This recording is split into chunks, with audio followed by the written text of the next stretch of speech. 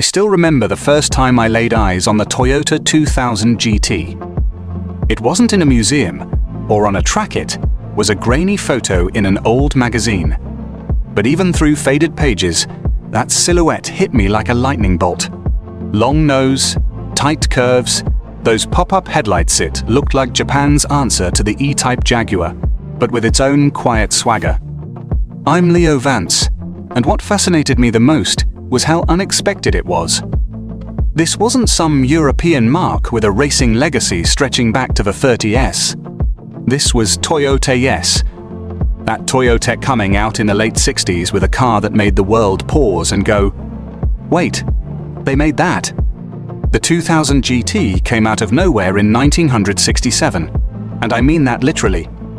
Before it, Japanese cars were practical, affordable, and about as thrilling as a toaster. Then suddenly, boom, this sleek, low-slung Grand Tourer with a Yamaha-tuned engine and the heart of a proper sports car shows up like it had been planning world domination the whole time. Under the hood, it had a 2.0-litre inline-six.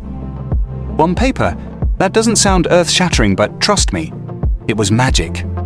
Yamaha took Toyota's engine and gave it a proper twin-cam setup. The result? 150 horsepower, a 7,000 RPM redline, and a sound that was equal parts refined and rebellious. It wasn't just quick, it felt alive. I've never driven one yet, fingers crossed, but every review I've read describes it as light, balanced, and sharp as hell through corners. The performance numbers? 0 to 60 in about 8.4 seconds. Top speed around 135 mph. But let me be clear, that's not what the 2000 GT was really about. This car wasn't chasing raw speed. It was chasing something more emotional. It was Toyota saying, we can do elegance, we can do soul. And man, that design. Even today, it stops people in their tracks. The proportions are just right. The hood stretches out like it's in no rush. The rear tapers off with grace. And those pop-up headlights give it a hint of mystery.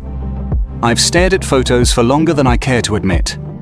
Inside, it's all class rosewood trim, crafted by Yamaha again, because apparently they can make both engines and pianos, toggle switches, full instrumentation.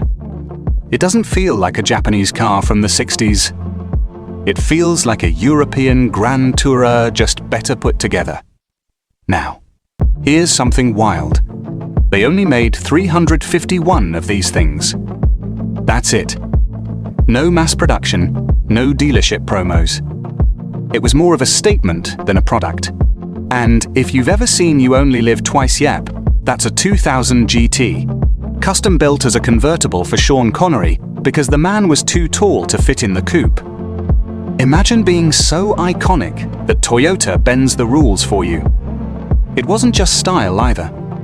This car performed. It broke FIA records for endurance and speed, dominated Japanese motorsports, and proved that performance wasn't a European monopoly. And you know what? I think that's what makes the 2000 GT so special to me. It wasn't created because there was a market demand or a trend to follow. It existed because someone, maybe a few people at Toyota, believed Japan could build something truly world-class. Not just fast, not just reliable, but beautiful, emotional. A driver's car with a soul. These days, if one goes up for auction, you're looking at $1 million easy. But even if I never own one, the 2000 GT will always be the car that flipped the script on Japanese automaking. It whispered to the world, we're not just catching up, we're leading next.